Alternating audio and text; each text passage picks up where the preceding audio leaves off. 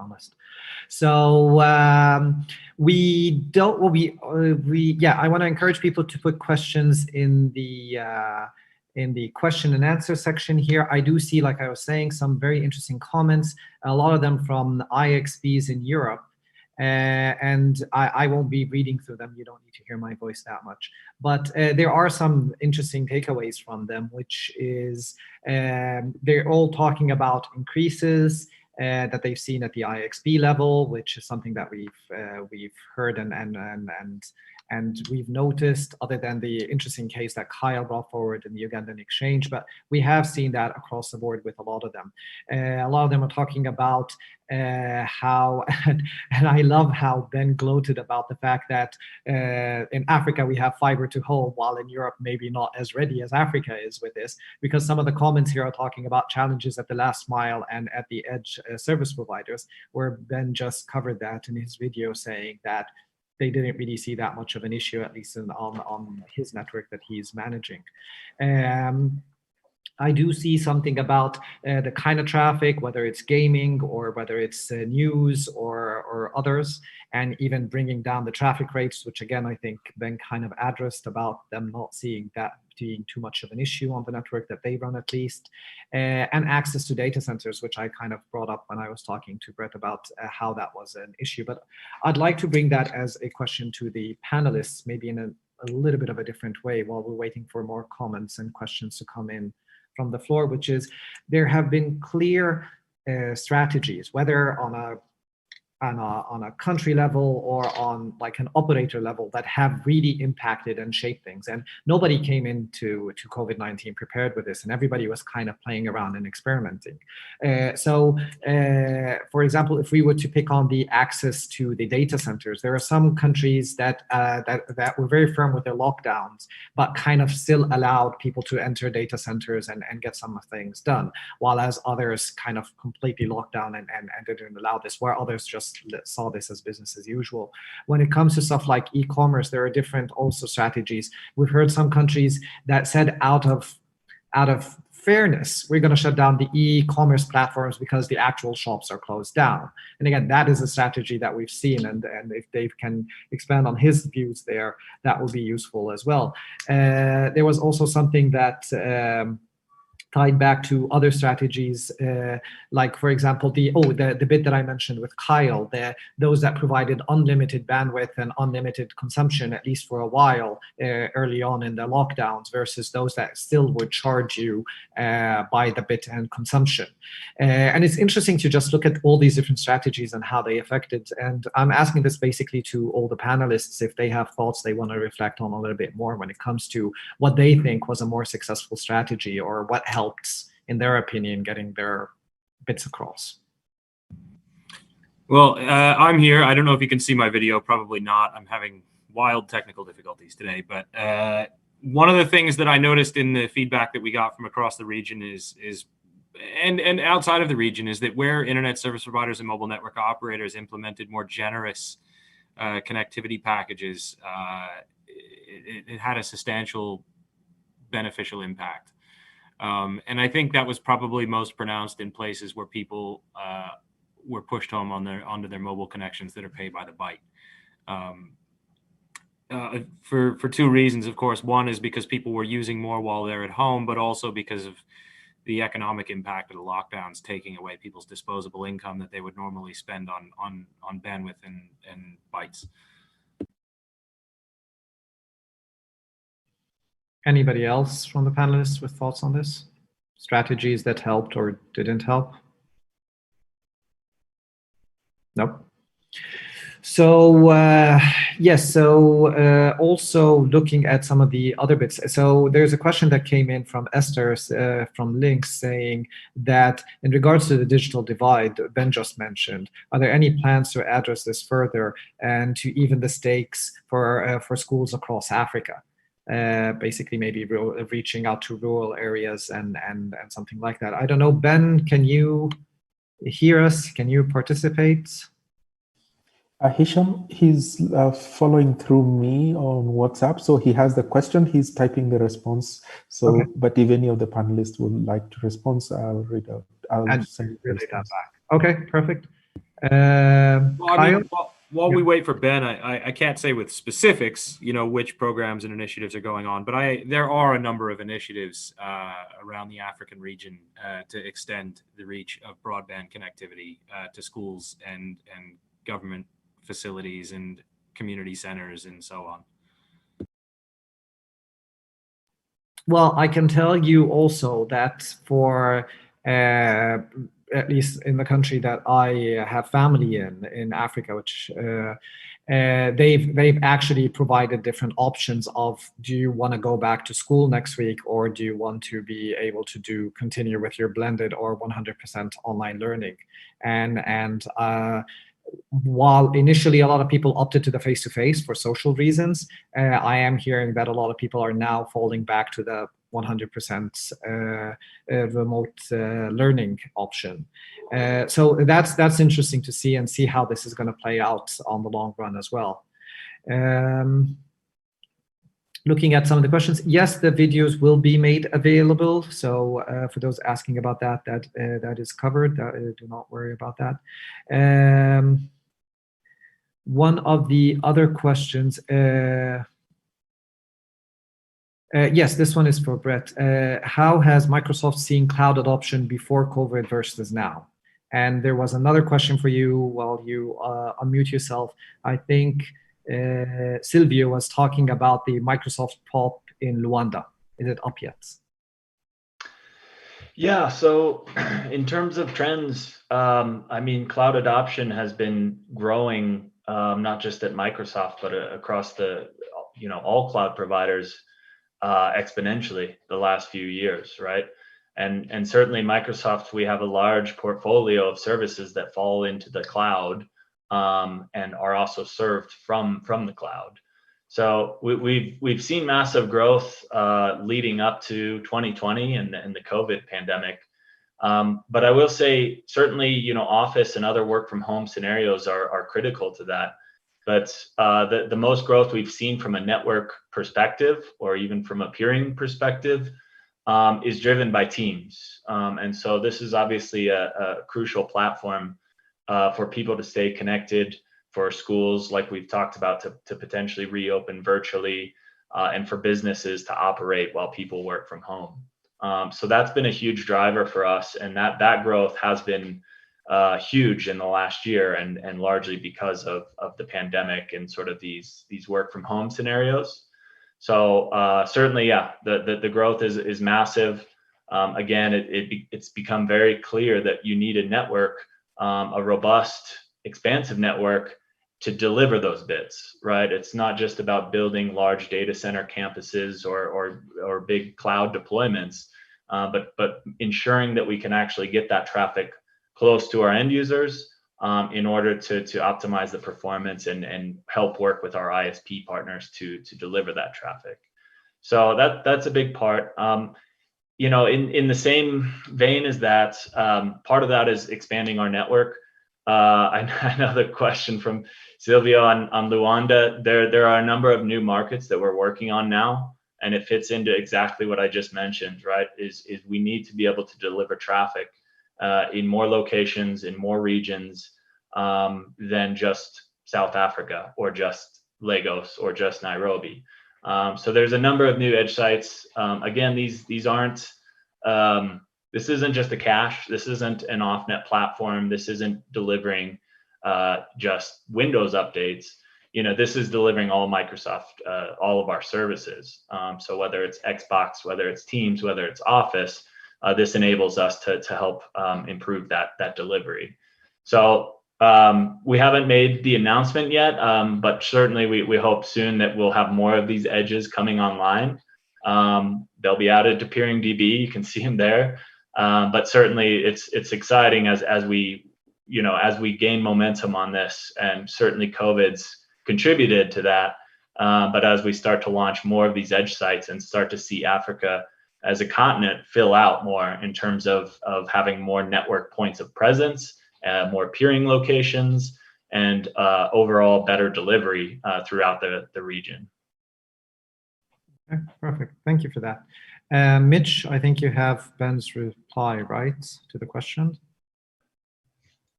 Yes, I do. So Ben's response is that this is to Esther's question about the digital divide and what plans are underway, or at least what plans are there. And so according to Ben, UNICEF and the ITU have come together to set up the initiative called the Giga Initiative. I'm sure some of you may have heard of it. This project will aim to connect all schools in the world, and some pilot countries include Kenya and Rwanda in Africa. Liquid is aligned to the vision and supporting and partnering with open data initiatives to map all schools. For example, in Kenya, there are 6,000 schools that are less than 1 kilometer from a fiber node, and 75% of these are actually in rural or peri-urban areas.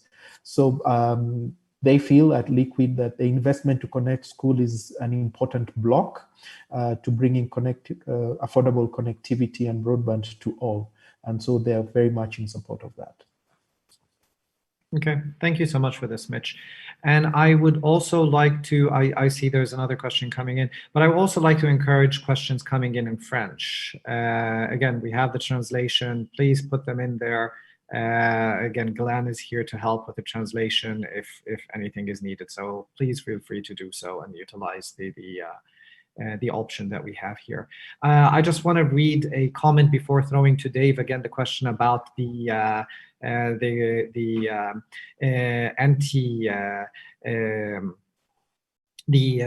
shutting down the e-commerce sites that happened in South Africa. I see a question on this here from Andrew Owens. But before that, I just want to read a comment from Femi talking from the data center point of view here at Track Center, that they observed that the customers have opted towards doing the remote hand services more than sending their own engineers, to be respectful of stuff like the lockdowns and what was there. And I think that is an interesting point to be brought up also as a service. Dave, thoughts on what you saw in terms of strategy and why it worked for you guys versus the South Africans that decided to shut everything down?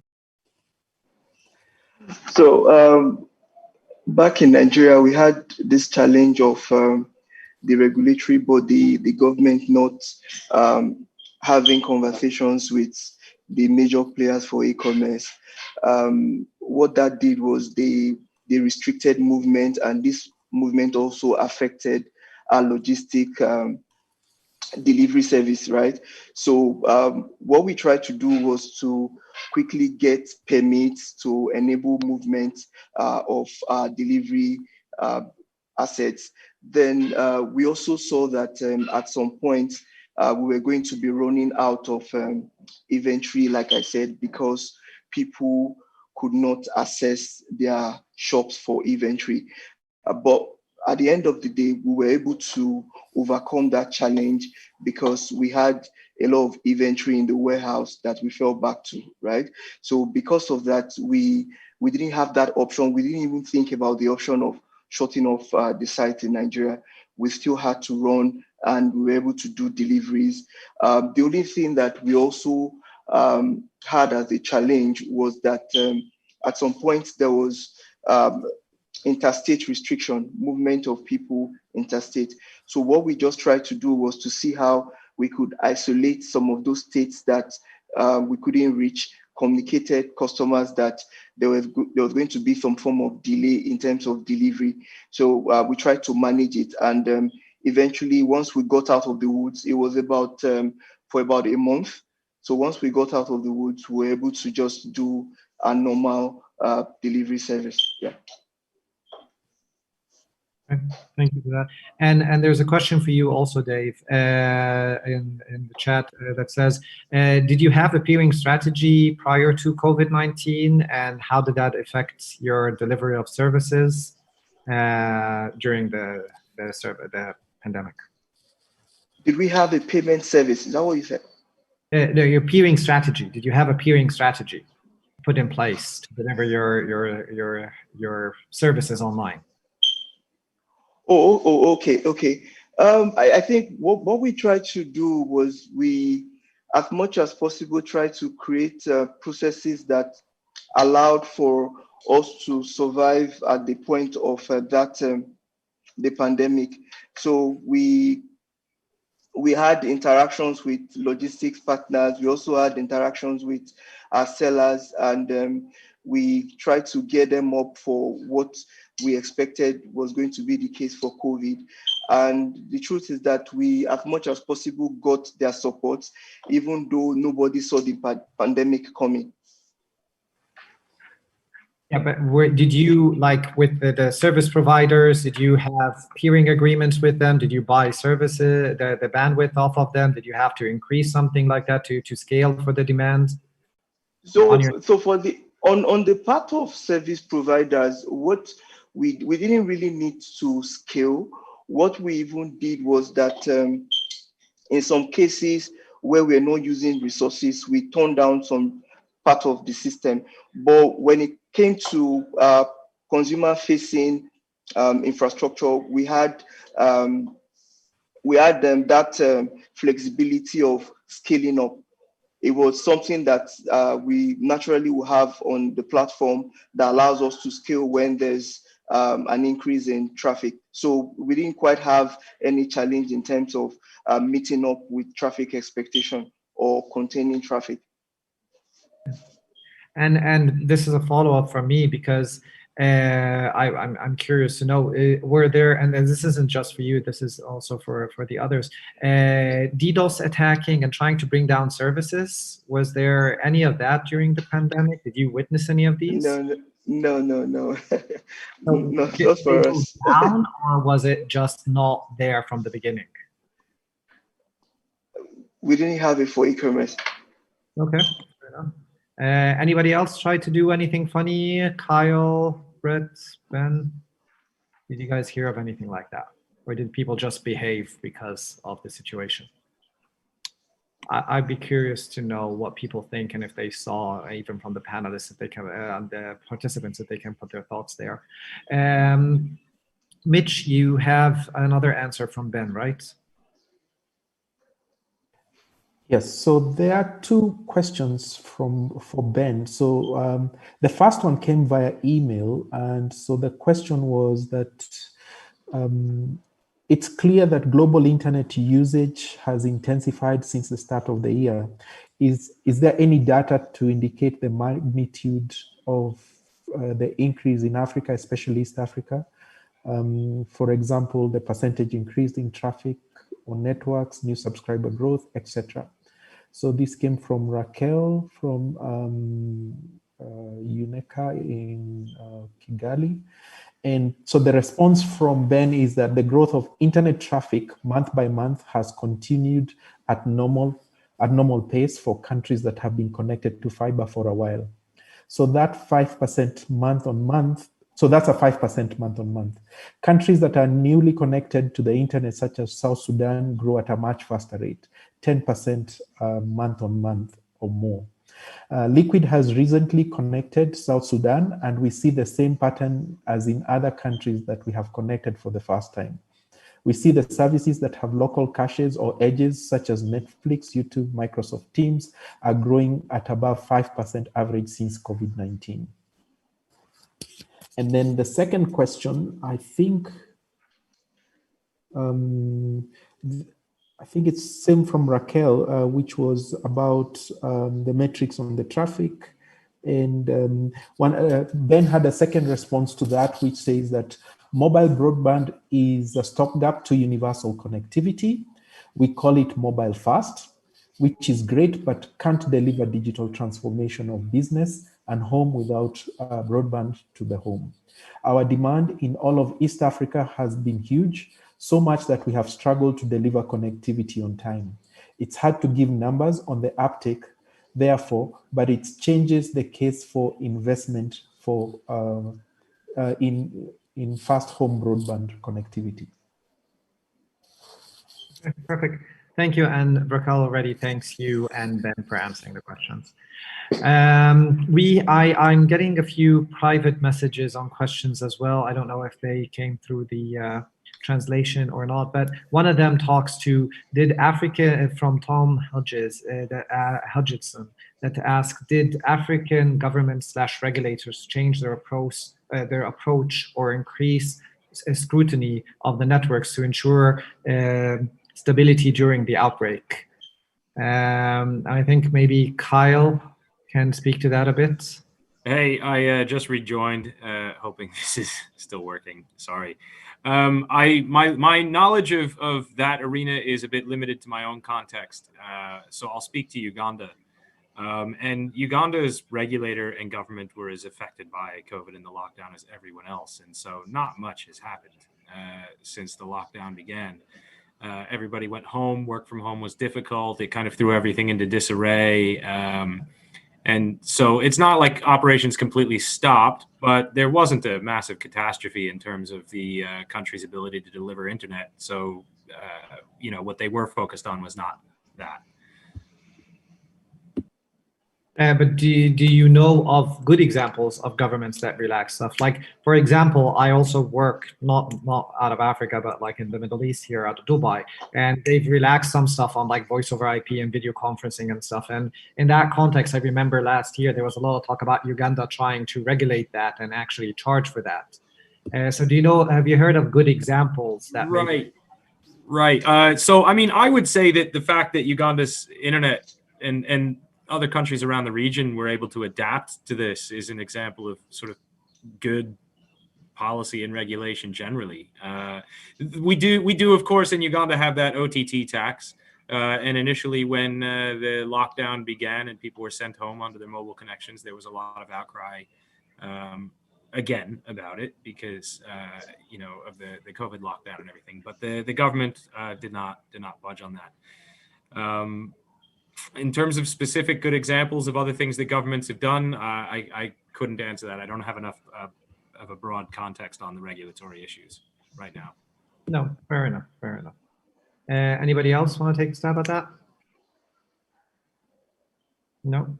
So I guess our final question here would be, I see other questions coming in.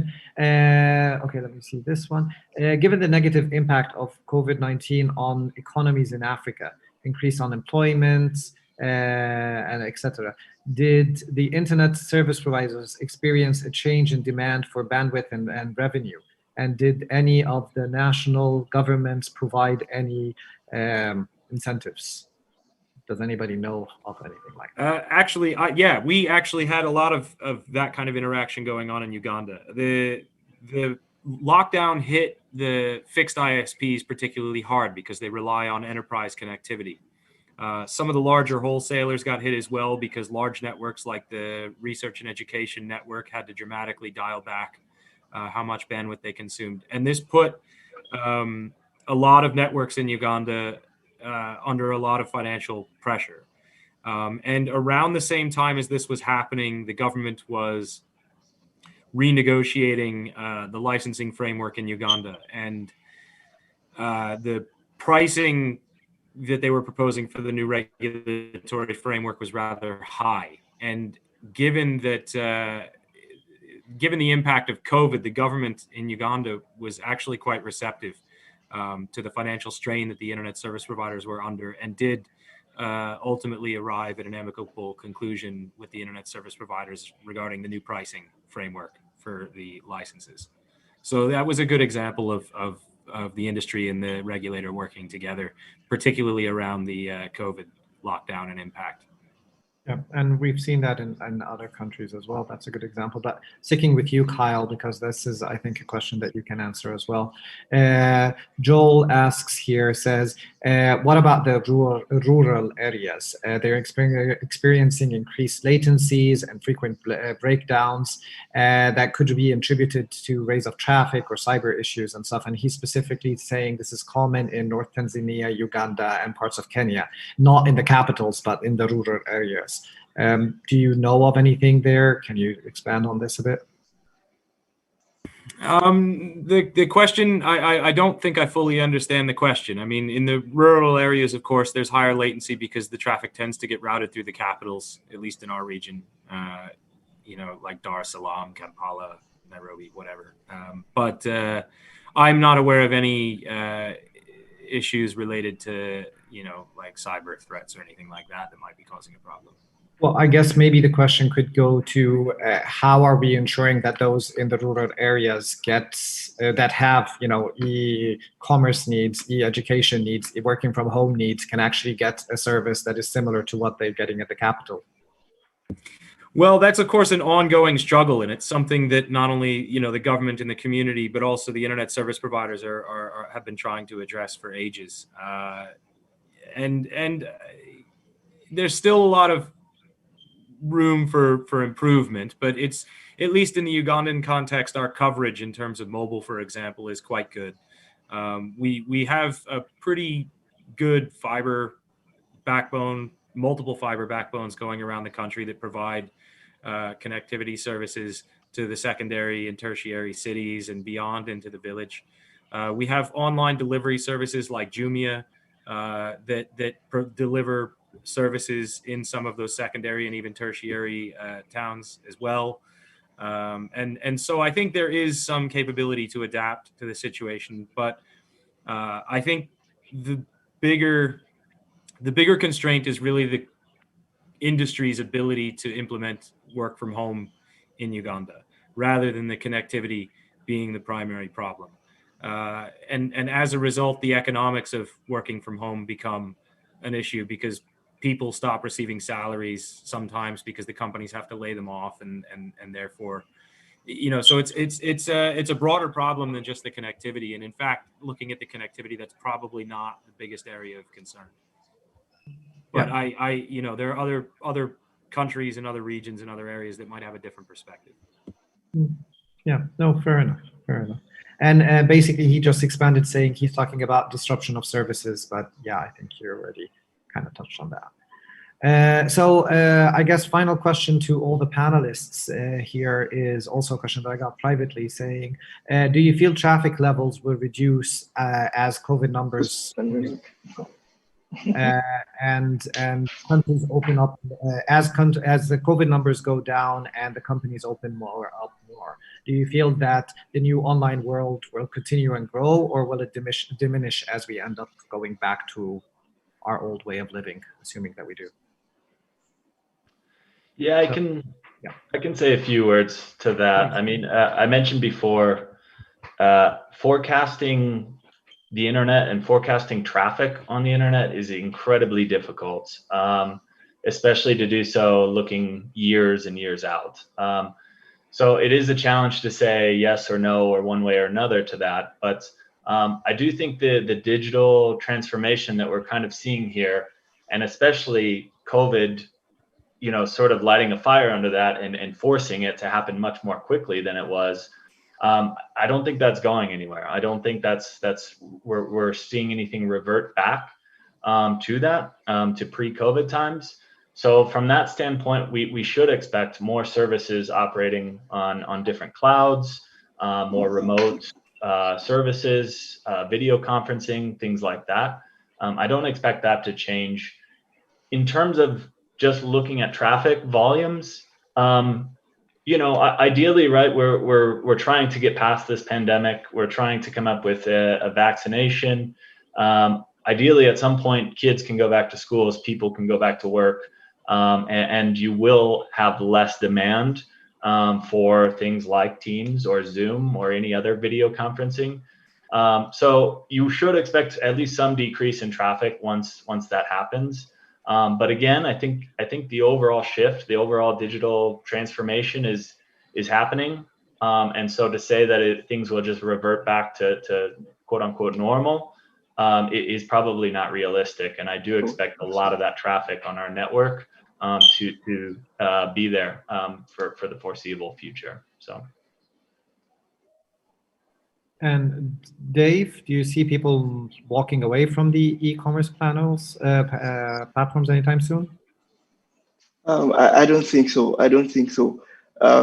Growth really doesn't happen in our comfort zones.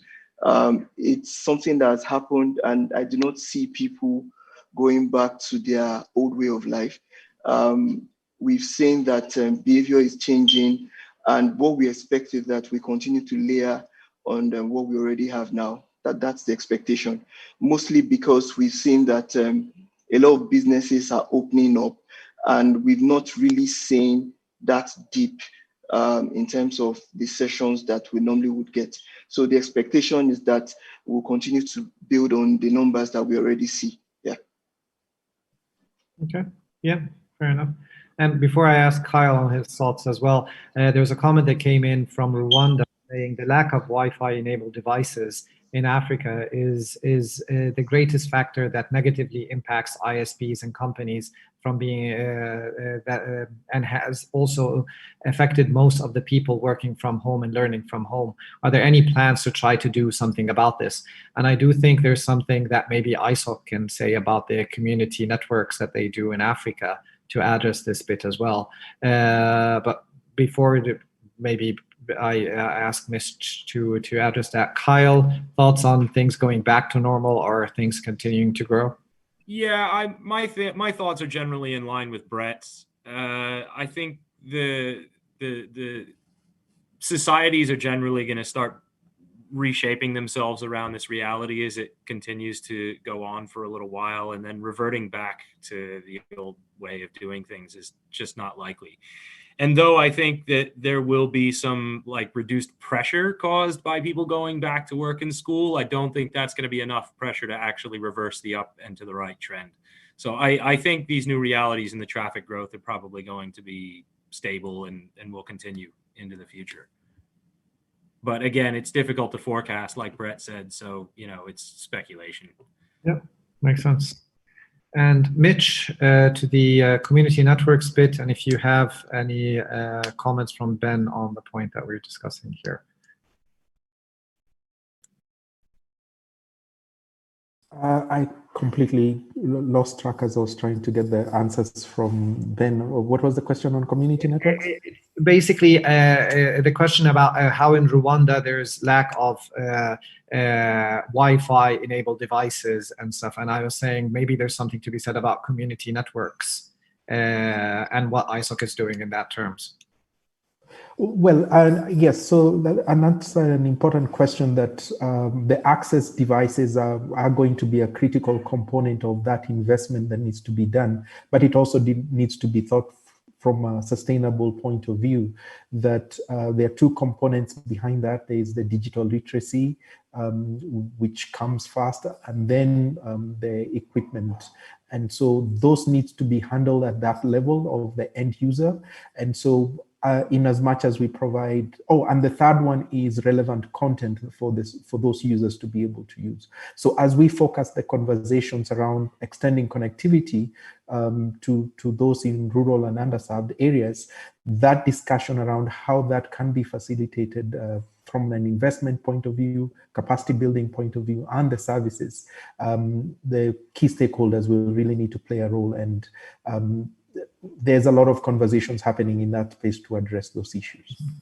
And just throwing this back to the question about government and what government has been doing and regulation and the scrutiny and stuff, do you see there's a little bit more appetite towards something like this after COVID-19, or is it too early to say something like that?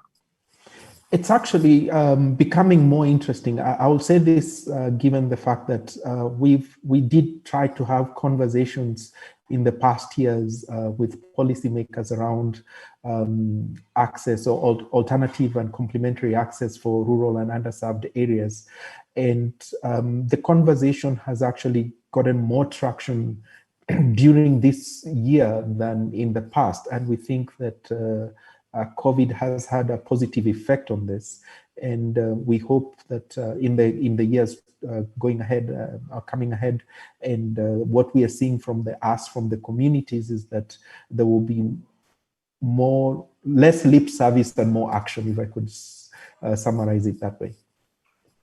And have you managed to get from Ben his thoughts on, does he see the traffic and patterns still going up, or does he see it going back as we go back to our way of life?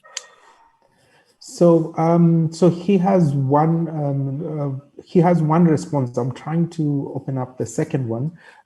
So the first response is that he sees ISPs, and I guess this was in relation to a previous question, ISPs and MNOs have mostly upgraded the bandwidth in a certain package as much as 100%.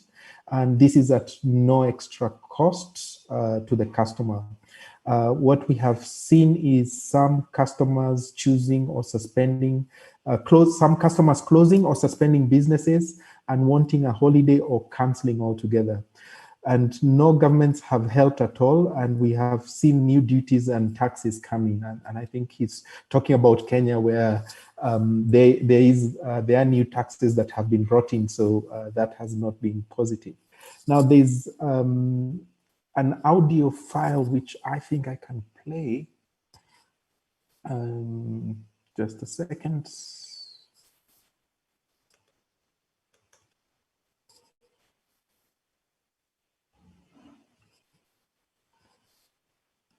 I hope it plays. All right, let me see how best to do this.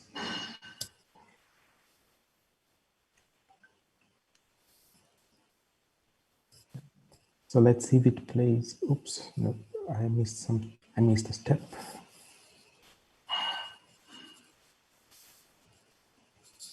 And just while Mitch is preparing this, after this, we're going to go to the peering personnels where we have a few slides from people that will during the presentations. Mitch. If I want to summarize anything, it'll be that this is a call to action for universal broadband. We as Liquid Telecom, we need to do harder to connect everybody, and we'll be fighting to do that. And governments and everybody needs to recognize the importance of broadband in what will be the building block for the new digital economies. Okay, thank you for that. So yeah, I guess now we are at the end of our panel. I would like to thank all the panelists for their contributions and for making this a very first successful panel. At least I feel it was so, and I feel like we've covered a lot of very interesting topics here. So without any further ado, thank you to the panelists. And now moving to peering personnels. Yes, and again, the way we're doing this, we are unmuting the people that are coming up. So you can see on the left here, the slides. Oh, you can't, but I think the order was Cloudflare, PCH,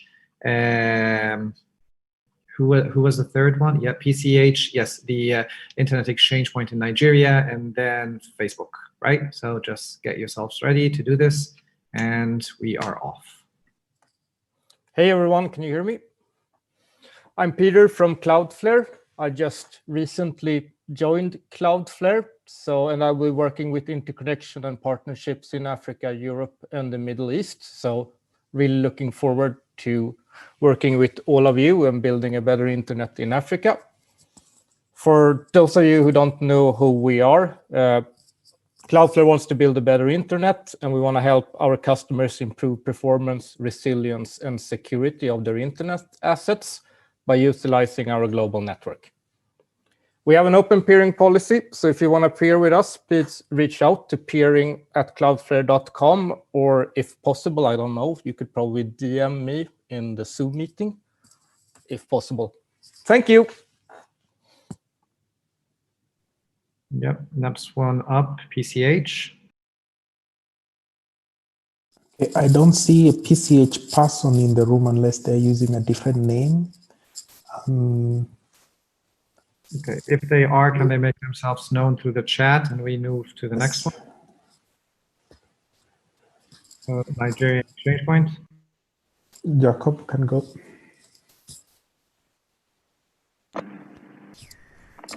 Okay. Hi, everyone. It's Internet Exchange Point of Nigeria. Our AS number is 36932. We have about 74 networks connected at the exchange point right now. The traffic has grown to 160 gig is what we've noticed recently. Our peering locations, we have 4 peering POPs in Lagos and 4 other locations across different parts of the country. We are extending to cover all the regions of the country. Our peering policy is open. We are open to multilateral and bilateral peering, depending on the choice of what the members would like to pair with. So if you would like to reach out to us, you can reach out to us with the phone number on the screen, or send a mail to us at info@ixp.net.ng, or check out our website, www.ixp.net.ng, for more details on how to pair at IXPN. Thank you. Thank you, Jacob. Sarah, Johanna, sorry, if you could go back one to the one before that. Yes, Sarah, you can go ahead. Hello, I'm Sarah Hassan. I work at Packet Clearing House, PCH. We are AS 42 and 3856. We are pleased, we are a research organization, and we pair over 200 exchange points around the world. We run global anycast DNS networks that use DNS root operators and more than 300 TLDs, also Quad 9, that the free anti-malware DNS services that you can use for privacy. Peering with us will make your DNS safer, more secure, and faster. And you can reach us at peering@pch.net, and we have open peering policy. Thank you. Thank you, Sarah. Last slide, Ben. Oh, hey everyone. Hope you can hear me. So Ben from Facebook here. Could someone just build the slide, please? Just click through 2 or 3 more times.